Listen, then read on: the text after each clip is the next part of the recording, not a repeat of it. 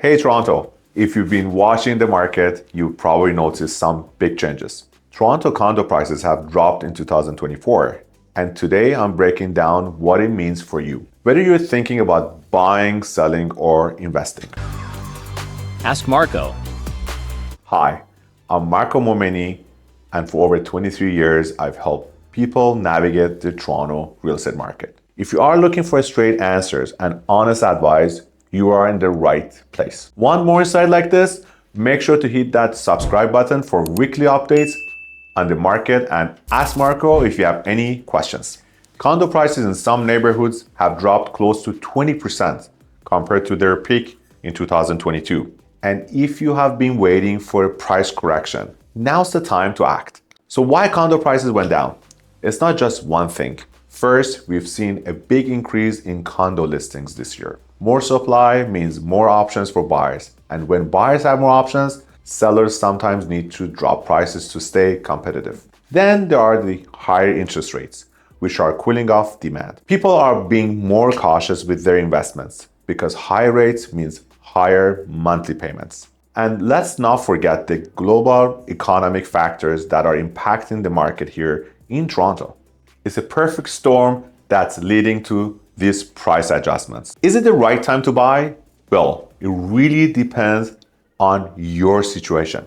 If you are a first-time buyer, this could be a golden opportunity. Prices have come down, and with less competition, you might be able to get a much better deal. But if you are an investor looking for quick returns, you will want to be careful. While prices are lower, you've got to think about long-term growth potential, especially in neighborhoods that have been hit harder by the price drop. Each situation is unique, which is why I always recommend having a solid game plan before diving into any real estate purchase. Speaking of neighborhoods, not all areas are affected equally. In Liberty Village, for instance, the price drop hasn't been as steep because it's a popular area for young professionals and renters.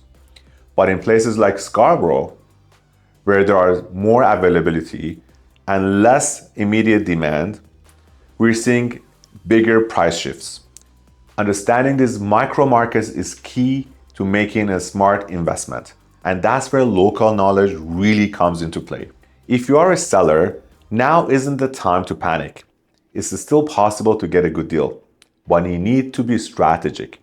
Pricing your property correctly from the start is critical. Overpricing in this market could mean your listing sits for weeks or even months. Consider getting a pre-sale inspection or even staging your property to make sure it stands out. And if you are flexible, offering incentives like covering closing costs might give you the edge over the other listings. So what's next for Toronto condo prices? Some experts believe we might see a bit more decline as more new condo units hit the market. But as history has shown, Toronto's real estate market is resilient. Once the interest rate is stabilized or even drop again, demand could shoot back up and prices might start climbing. This isn't the first time the market has cooled, and it won't be the last. That's why keeping informed is so important if you want to make the right move. If you want more updates like this and expert insights into the Toronto real estate market, make sure to subscribe. And if you have any questions about your next move, don't hesitate to ask Marco. Share your thoughts in comments below. See you in the next video. Ask Marco.